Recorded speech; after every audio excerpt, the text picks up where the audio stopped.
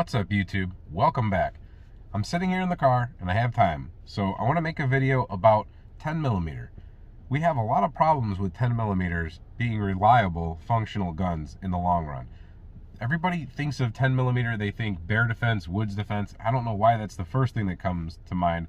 Personally, I just think of it's just a good heavy hitting caliber, and it's somewhat a way to get a semi-automatic caliber into the realm of 357 Magnum. 357 Magnum in revolvers is commonly accepted all over the place, and people don't talk about over penetration and too much power and this and that and follow-up shots. Most people generally accept if you carry a revolver, you're going to carry it in 38, 38 plus P, or 357. Some people carry 44s, and then as soon as you get into the 44 land, that's where people start arguing, oh, that's too much power and not enough ability to have a good follow-up shot and all that. But when it comes to 10mm auto pistols, people jump all over them as, that's for woods defense and that's too much power, and they start getting into it. I just don't understand it. I just think of 10mm as a very good, powerful cartridge. It's a 40 caliber with a little bit more stoutness to it. Or you could say that the 40 caliber is the 10mm, short. However you want to look at it, 9mm serves its purpose. It's functional, reliable in most guns because they've just got it right. It's lower recoiling, it's a small bullet, its shape lends well to loading, it just does really well. 45 is pretty reliable also, but it can be a little bit of a ka-chunker when it enters the chamber, so some guns, especially 1911s, sometimes don't like certain hollow point bullets and whatnot because of just the angle that they need to go in and hit the feed ramp, and it's a big, fat bullet. When you get into things like 10mm though, we're dealing with the power of the 10mm, having to reciprocate the slide, and then the springs having to keep up with all that, and then all that needs to be able to balance out to be a shootable, accurate firearm that has a decent capacity. So you could make a solid 1911 style 10mm, and it usually chucks them out of there just fine, and it usually runs things just fine. You can put a heavy recoil spring in there, or like the Colt Delta Elite uses a 2-piece recoil spring, so if you're shooting light loads, it'll only recoil spring back so far. If you're shooting super hot loads, it has another set of spring in there where it will run into that spring and buffer the extra power from, let's say, underwoods or buffalo bores or things like that. But that's a 1911. When it comes to polymer pistols, they just cannot seem to get it right, and it's kind of making me bonkers. Now, with the exception of Springfield, for me, the Springfield 3.8-inch OSP Elite, that gun is rock solid. However, we did break the trigger, so still that gun can't be considered rock solid, because if that trigger would have broken, and that was the blade safety that supposedly broke, a little polymer piece sitting on a metal pin, so you have plastic or polymer mating with metal, creating a breakage. That's usually where pieces tend to fatigue and break, is where a hole's been drilled and you're mating metal to plastic. It usually does it every time. But not to get super off topic, I have not come across a polymer 10mm that is reliable 100%. Now, people might say all the time in the comment section, I have a this and I have a that and I run this and I run that and I've never had any problems. Okay, but I run my guns pretty hard and I test the crap out of them. I've been doing this since long before I had a YouTube channel. I just don't trust firearms easily because, to tell you the truth, quality control and reliability is something hard to find in these firearms anymore. So any gun that I have gets used extensively, A, because I like to use my firearms, B, I like to practice, and C, I like to make sure that they're going to function. I have yet to come across a 10mm polymer gun that will stand the test of time all the way with everything. The closest that has come to that is the 3.8-inch Elite Springfield, but the broken trigger is a problem. I'm hoping it never happens again. I've heard of it happening to other people, and I know that it should be rare, but I have a unique ability to bring out problems like this in guns. A couple of my friends just make fun of me. If you want to see a problem or if you want to see a gun break, hand it to him. He'll do it. So I don't know why I have that problem, but let me go through the list for me personally with the 10mm. It's not been an extensive list, but I have had total luck, except for one malfunction that I can blame on a gun, with the 1911 Delta Elite. And that was because I let the gun get super dry. I shot a round of carry ammo at a chipmunk, and I hit the chipmunk. It just didn't put the next round into the chamber properly. The gun was dry, it was dirty, it was dusty, it was sandy. I can't blame the gun for that one 100%. That was my maintenance issue. I'm a landscaper. I shouldn't be carrying it around for 2 months without cleaning it. Other than that, I did buy a Glock 20. Within the first box of ammo, within the first magazine, I was already having issues with range ammo. I couldn't get through the first box without having problems with range ammo not wanting to seat properly into the chamber.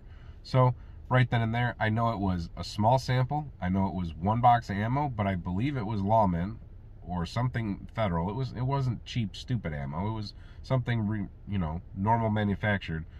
But with that, Glock perfection, and it was shooting high as can be. It was shooting about 6 inches high.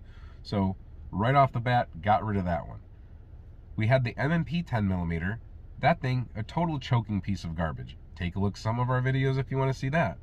But a total choking piece of garbage, and that has been confirmed all over the internet that the M&P 10mm really stinks. Now, the 3.8, like I said, we put it through all kinds of testing, and it ran good. I like it, but we broke the trigger. There's been a lot of people that want to say, the trigger broke when I was using reloads, and I've run hot ammo and this and that. I can tell you that it wasn't my ammo that broke the gun. My reloads, at least, were not what broke the gun. Now, if you want to say hot ammo broke the gun, fine, then hot ammo broke the gun, and it's not a 10mm that can run hot ammo, I guess, if that's going to break the trigger. People say that the under recoil, resetting the trigger sometimes, it bounces and it will flex the trigger blade, the safety, and it will break it under heavy loads. Like I said, it's a 10mm, so if a 10mm can't handle 10mm, it's not a 10mm. Anyway, moving on, the 4.5 inch 10mm from Springfield, it's the exact same gun pretty much, but with a longer barrel, but horrible accuracy issues out of that. And it wasn't just me, it was the shot card that came from the factory. That gun shoots high. I'm an accuracy freak, and I can't take that. So that gun's out of here. We traded that for a Glock. Do I want to get a Glock 29? Yes, but not after what the Glock 20 did to me. Do I want to mess around with any more of the Springfields if they get a 5.25 inch or something like that? Not really, because now I'm realizing that match barrel is just hit or miss with them. It's just a stamp they put on. It's not actually a match barrel. Let's move on to a gun I don't have, and that's the X10. So the Sig X10, the P220, I believe, LW Road and Chuk Outdoor Adventures, they've been running that pistol, and they've been having problems. They had a failure to begin with, I believe, on their first video, and then they had a problem running hardcast through it. It didn't exactly want to fit even in the magazine, or I believe all the way. Something happened in cycling that they didn't get hardcast to run very well. So that gun's out. It's already failing to begin with, and then it can't run hardcast, at least not the double tap 230 grains that they were trying to put into it right then and there. It's not a 10mm that can go across the board, and I don't really want to hear about break-in periods. That's another subject in their video for another day, but when it comes to break-in periods, I don't think so, guys. Not with these polymer guns. Maybe with some of the metal framed ones. Okay, I get that. Sig, maybe, but a polymer gun, no. The tolerances are too loose. There's nothing to break in. You're not going to wear any tightly finished parts in properly.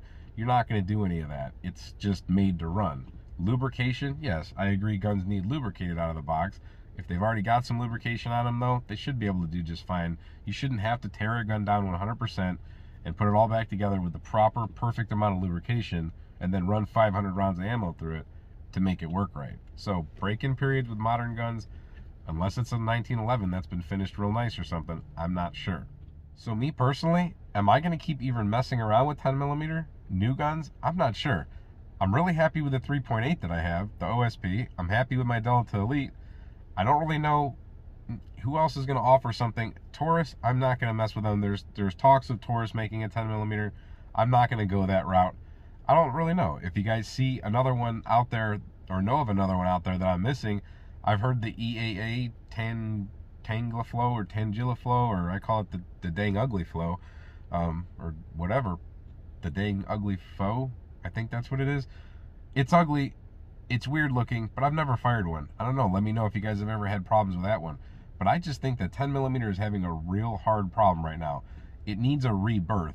The companies need to get together. The ammo companies need to get together, or somebody needs to do something, and they need to re-standardize 10mm. I think a lot of the problem is it's all over the map with velocities and pressures. Some companies, including Federal, it's pathetic. They label it 10mm. They spend the money on the brass to make the 10mm case, and then they load it down with, watered down amount of powder, and they turn it into a 40 caliber. That's not what a 10 millimeter is, guys. A 10 millimeter is supposed to be a 10 millimeter.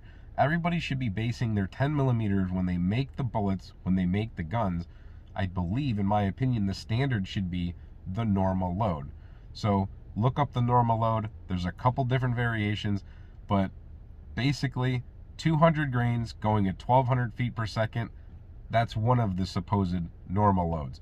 So let's see if we can get that 200 grain bullet going at 1200 feet per second as a standard. That's what pretty much 10 millimeter is supposed to be.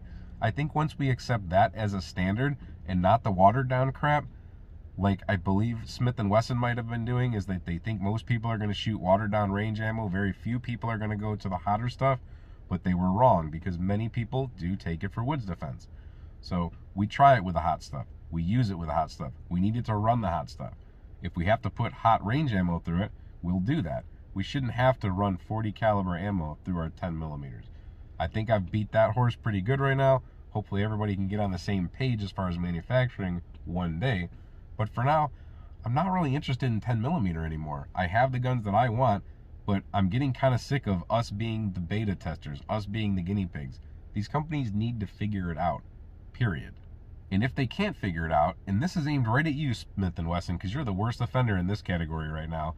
If you can't take the 10 millimeter heat, get your out of the 10 millimeter kitchen, period. Stop wasting people's money. And let's be serious. These are guns for, yes, woods defense, but bottom line is defense. Defense. Defense. It's unacceptable for your guns to leave the factory. Any of you companies.